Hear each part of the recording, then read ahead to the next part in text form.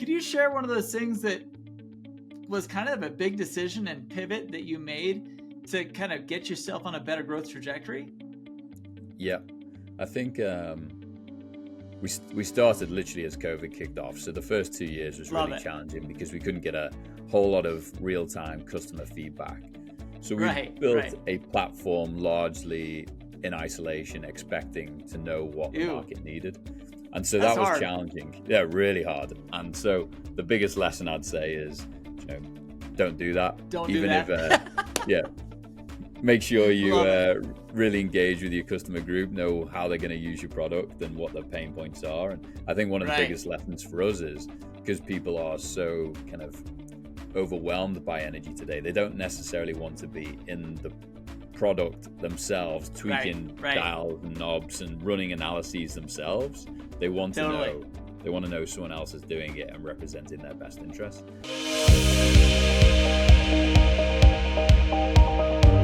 Hey, welcome back to the show. I'm so excited to have Gareth with us. Gareth, you've got an amazing company, VECKTA. Will you tell us who you are and what do you do? Yeah, great to be here, Todd. I am Gareth Evans. I am a family man, adventurer, and CEO of VECKTA. And VECKTA is the energy transition software platform and marketplace. And we are streamlining and modernizing how businesses around the world deploy on-site energy systems. And we can get into what that means as we play this out. Tell us what that means. You got me all like, we talk about energy all the time lately. And so you're talking about a business play as opposed to a residential play. Is that right? Yeah. Yeah, the reality is businesses around the world, and particularly here in the US, we've all treated energy with probably not a huge amount of respect because it's always shown up when we needed it at a price point that we're comfortable with. And we're never really under that much pressure to think about the sustainability aspect. And nowadays, that is not the case. The infrastructure that has served us well for the last 100 years is no longer keeping up with our modern needs. And so there's a real opportunity to generate and store energy right at our business locations. And so we call that on-site energy. Some people refer to it as microgrids or distributed energy. And essentially what it is generating and storing energy right where we need it. So instead of relying on a power plant in the middle of nowhere and long, vulnerable transmission lines to bring us the energy we need, we use solar, we use wind, we use gas, we use fuel cells, we use batteries, and we generate and store that energy. And then we use the grid as essentially our backup power versus our primary power. I love it. So you're talking, I mean, a lot of businesses that do manufacturing or shipping or any kind of thing like that, they've got a big warehouse or a big building, lots of place to put panels and lots of place to store the energy, but they're just not doing it because no one's ever really emphasized that for B2B. As far as I've been in business a long time. No one's ever come to me proposing something like this. Yeah, how did you jump into that? Yeah, well, you're absolutely right. I think business leaders haven't really had to think about it, and they haven't done because it's felt complex and overwhelming and scary. And I think now is an incredible time for businesses to really actually differentiate themselves and get ahead of this, because you can actually lower your operating costs. You can be more operationally resilient and ride through power outages. You can reduce your emissions. And then through doing all that, you get to win more contracts, attract great investors, attract great employees. So there's many, many benefits. But the way I got into this was actually I spent 2 years in Iraq after the Gulf War, and I was supporting the oil and gas industry to move into the region. And it kind of blew my mind that here we were unlocking the biggest energy reserves in the world for our energy-hungry economies. And yet the local populace was surviving on 2 hours of power a day because their infrastructure being devastated. And terrible things happen when we don't have access to energy. And so it made me realize that as a personal mission, we need to create affordable, reliable, and clean energy for all. And we're starting with businesses. I led one of the world's largest energy engineering firms, global power consulting practice, and realized that, it's complex, it's hard, it's expensive for businesses to explore this. The supply side of the market, the people who sell the solutions get really frustrated because they have amazing solutions, but they can't convince people to buy them. And so we realized we needed to disrupt the market and empower the buy side of the market to realize what's possible quickly and cost efficiently. Yeah, I was going to say, almost more than disrupting the market, you're really educating the market that, hey, you can do this and actually convert what you have available to you in your real estate to produce something that you can share and sell, right?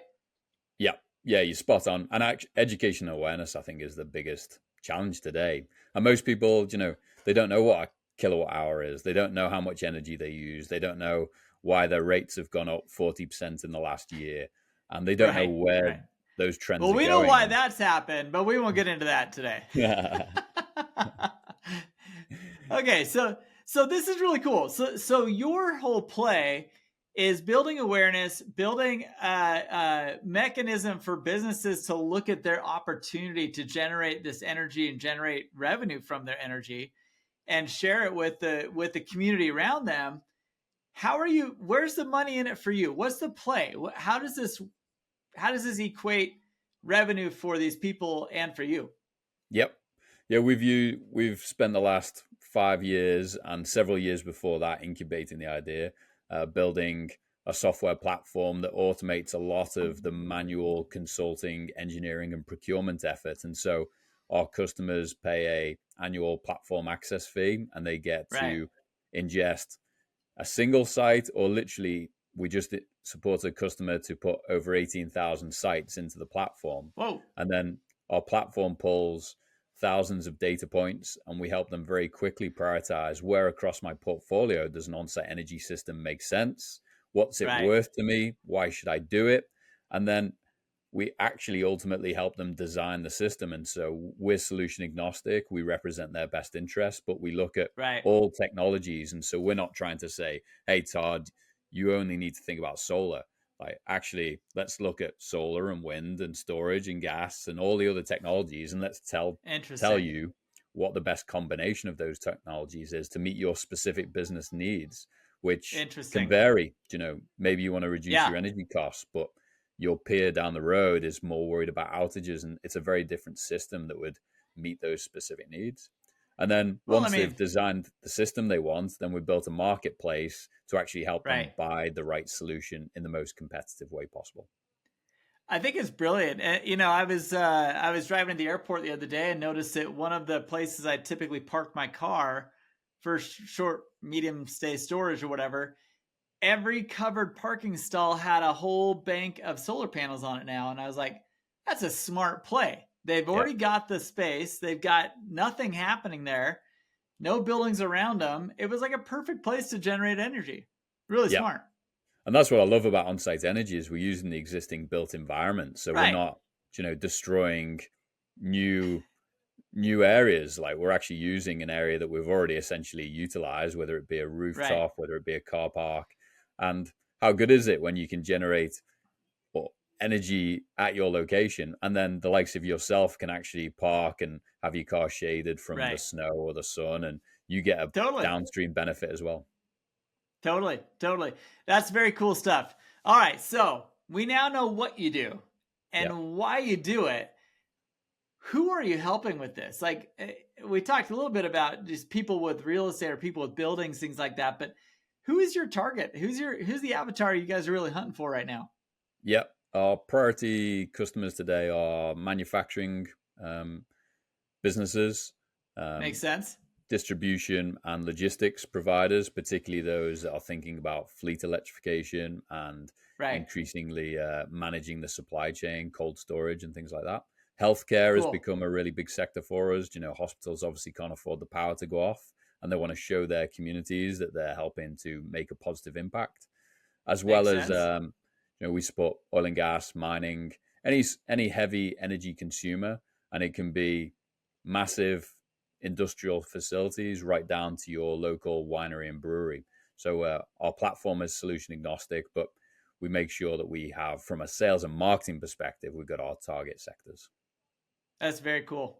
Very cool. So you have a distinct benefit package for each type of premise that you're working with. Is that what it sounds like? Yeah.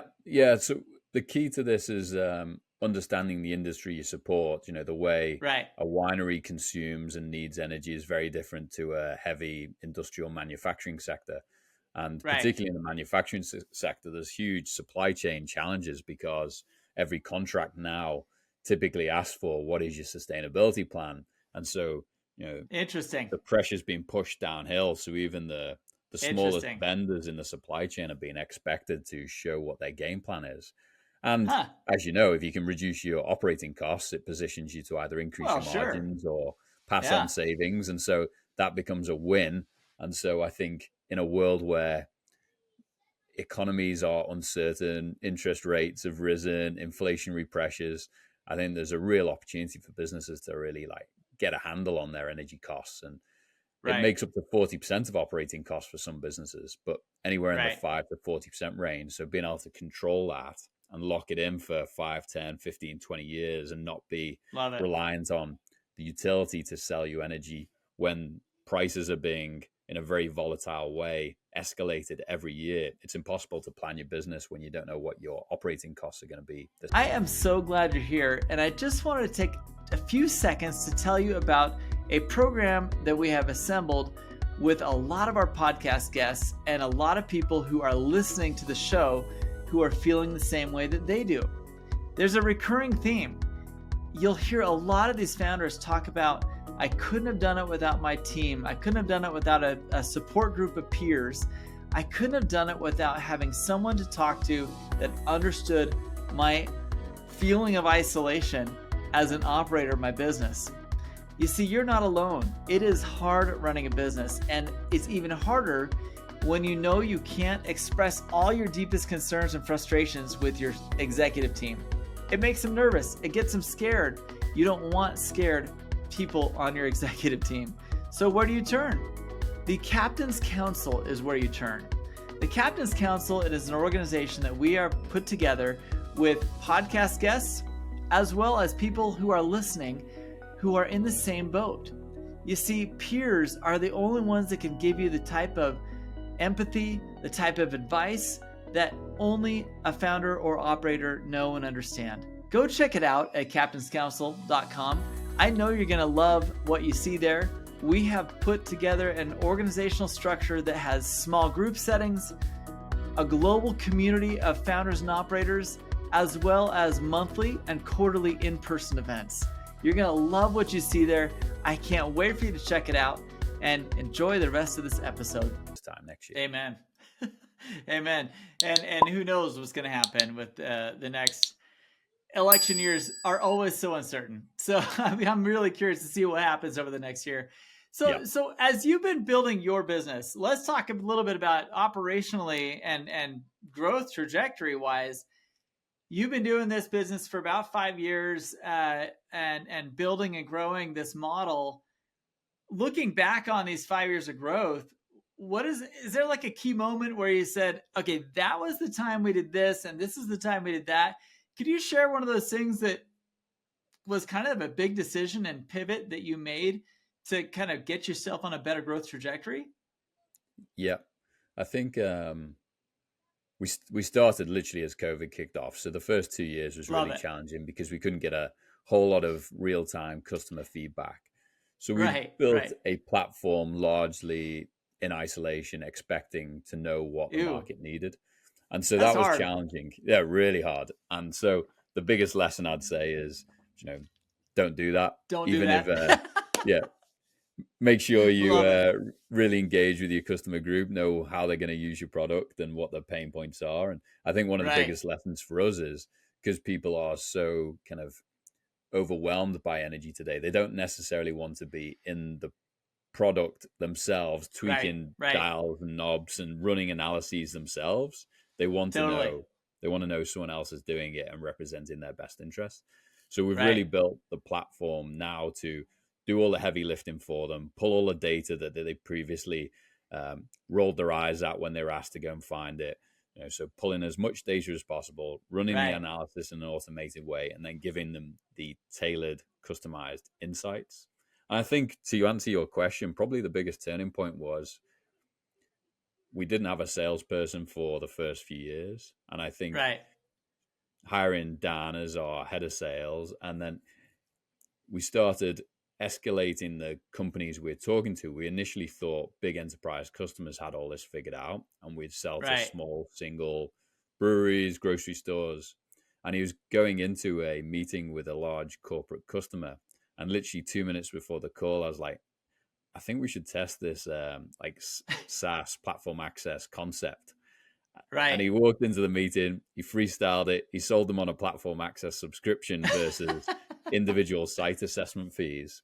And that's been a model that now we've deployed and built the whole business around ever since. And so I think those kind of real-time moments of trying to sell every single site assessment time and time again is painful. It's hard. It's tough for the customer to justify ongoing expenses. It's hard for us to be selling.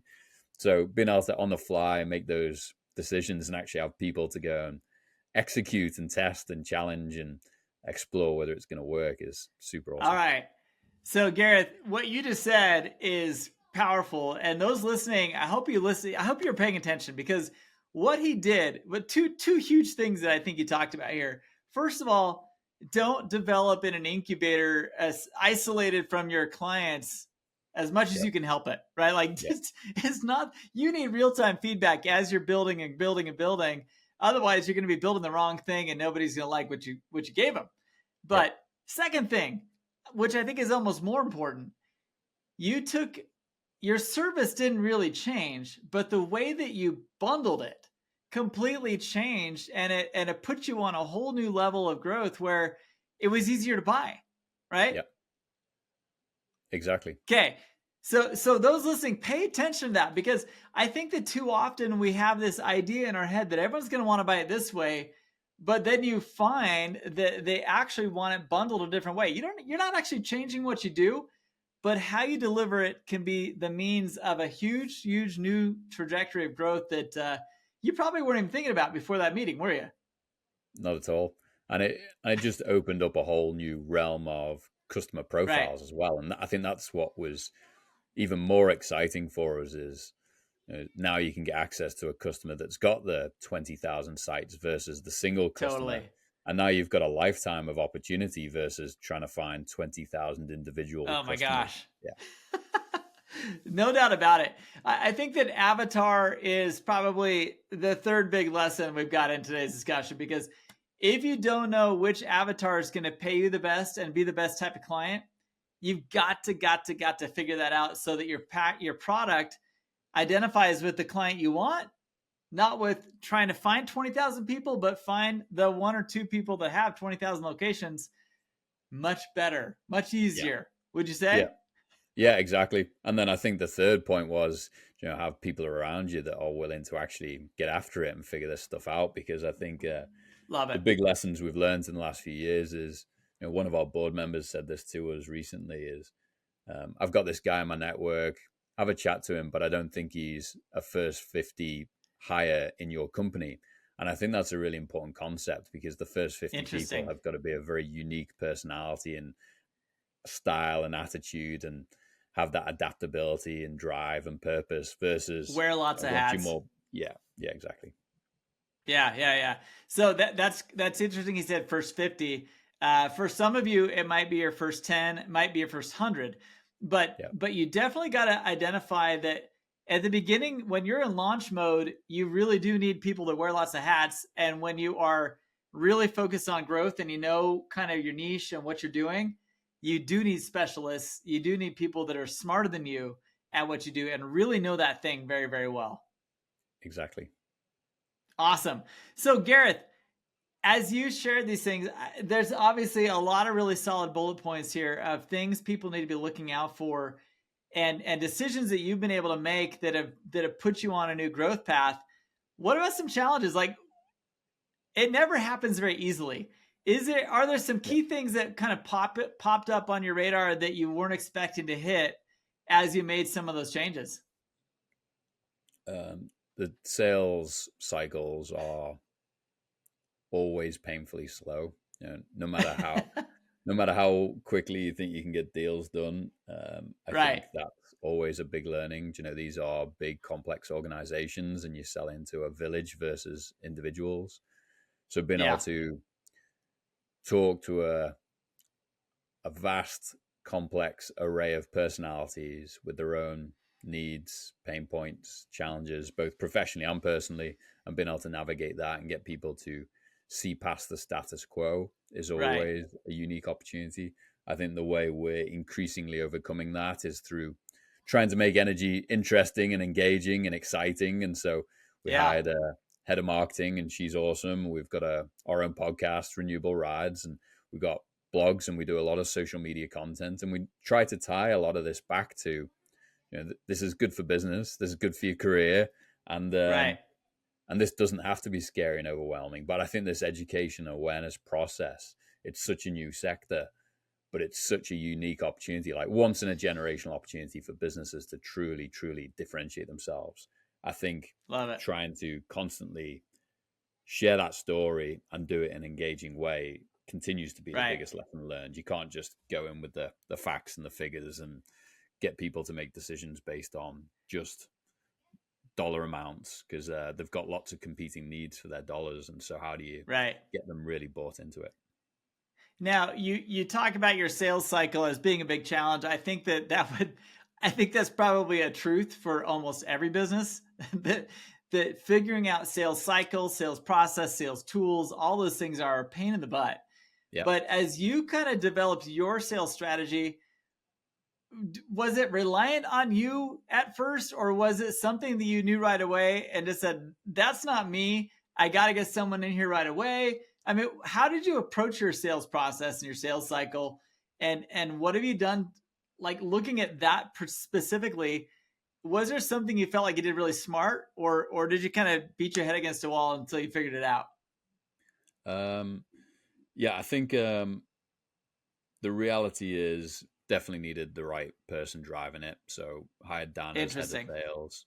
He was kind of fundamental around making sure that we had the right target customers, the right personas that we're fine tuning, but also just learning by doing really quickly and engaging with a lot of people and seeing what works, what doesn't, what customers are interested. When we're finding a few customers in the same market that seem to be getting it, then doubling down on that.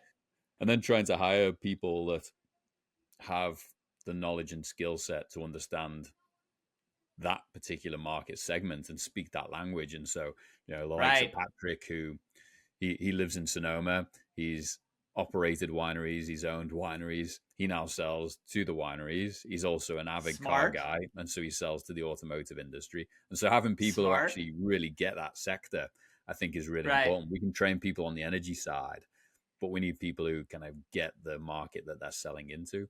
And so I think they've been the biggest lessons, candidly.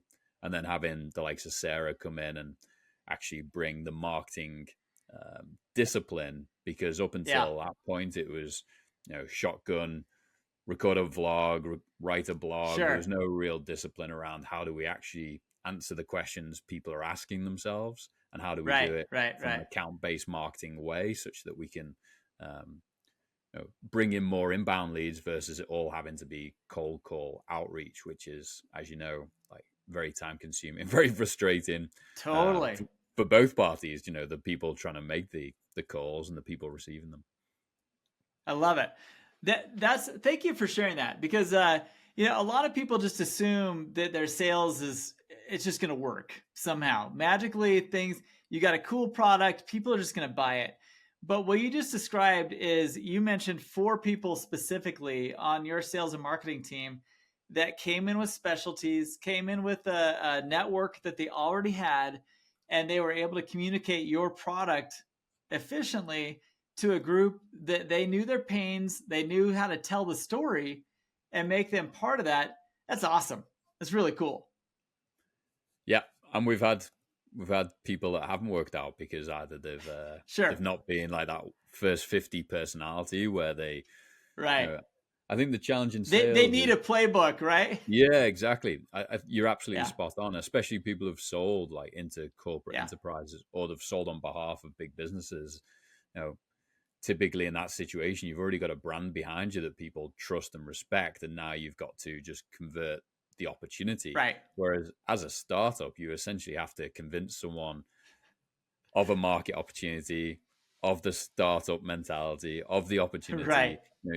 And you've got to bring that passion and purpose, and you've got to bring that discipline to not I give love up. it. And so, yeah. I love it. No, this has been very fun. I love this conversation. And for those listening, honestly, this is one of those episodes that you do need to listen to a couple times, because Gareth is sharing insights that are very close to the chest for most people. They don't like to talk about these challenges, but it is a challenge with everyone I've ever talked to. Sales processes in particular almost never come naturally. Occasionally they do, because they've lived in that space for so long that it was like, hey, we already had all the relationships. It just kind of turned on.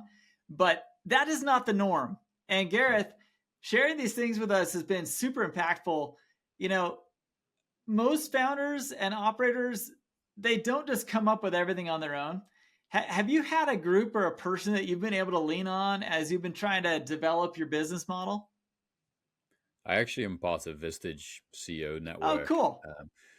For that exact reason, Todd. Like, I think the reality is every business is going through the same pain points. It may be a slightly different sector, slightly different language, but I'm surrounded by a diverse set of leaders from completely different businesses, completely different sectors of all shapes and sizes, but everyone has exactly the same problems. And so this is what's great about it.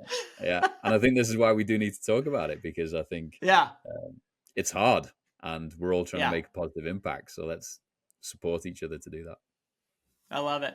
I appreciate you so much for saying that, because I am a huge advocate of peer advisory boards. And I just think that you just nailed it on the head. It doesn't matter what industry they're in or niche. The growth problems are so common among leaders that they just think that they're the unique little unicorn and have to figure it out on their own. Reality is that when you put yourself in the midst of other peers dealing with the similar issues, it all sounds the same after a while. You're like, oh, yeah, you got a hiring problem. You need to put the right person right there. Or, oh, you're not reading your financials right. Did you know you can go get a loan for this? Oh, just all those little things that you don't think of on your own that a peer advisory board can help you figure out. I love it. Yeah. Yeah. And seeing the wood for the trees, I think it's very often, like I very often find I go to the meetings and hearing other people's problems. The solution is so simple and I can share the advice all day long. When it's your own, it's very hard to actually see that reality. And then they poke the holes and provide the advice. And you're like, yeah, like in 10 minutes, they've got you nailed, right? Yeah, exactly. That's awesome. No, I'm a huge proponent of Vistage and the way they do things. There's a lot of great groups you can join out there. But Gareth, I want to thank you so much for you taking the time today to connect with us and our community, and really appreciate your story, what you've been able to do with your company thus far. I can't wait to keep an eye on your business and see where you're going to take it. Energy is huge. It's more people are thinking about it. Truthfully, as a business owner, this has not been brought to my attention as something I should be thinking about, but it totally is. And so I hope this brings awareness to people that are listening that should be hearing it as well. Love it. Yeah. When you think about Amazon, you go and buy all your personal products. When you think about energy, we want you to think about VECKTA and leverage our marketplace to get you the best deal possible. And so bring it on. I think if you're a business leader out there, get ahead of your competition and embrace the opportunity. Love it. Love it. Gareth, you're awesome, man. Go check out his info down below. We're putting all of his info in the show notes. And so if you wish I would have asked something or done something different with Gareth today, leave it in the notes below. Leave a comment. Let us know. We're both going to be paying attention, and we'd love to give you some feedback as to why, when, how things are happening with VECKTA. So Gareth, thanks again. Appreciate your time today. Appreciate it, Todd. Thanks, everyone. Hey, welcome back. What did you think of that episode? Gareth is a superstar. I love the way he approaches business. I love the way he talked about his experiences and the things that really triggered awesome growth, the things that didn't, how he overcame them. Really, really great interview. Thing I loved the most, though, was how he talked about his peer group, how he joined an advisory board about a year ago, and that membership has given him insights into growth that he never knew were possible, because like many of you, we get stuck in our own little bubble thinking that we have all the answers. And the reality is, when we hit a roadblock, we don't sometimes. But talking to other CEOs and other business leaders provides a way to hear what they've actually done. Their experiences drive home to you a way or a solution to overcome your problems. So be thinking about that. Check out our sponsor, Captain's Council, because that is exactly what Captain's Council does. It drives CEOs and business leaders together into a community of 8 to 10 people where you have a trusted place so you can share your opinions, share your advice, share things that you're struggling with, and find a community solution through other active leaders in your industry, niche, sometimes, that can help you find a solution. Resolution to our problems is typically the thing that unlocks the biggest path, fastest path to growth. And I appreciate you being here today. Can't wait to see you on the next episode. Check out captainscouncil.com, and we'll see you in the future.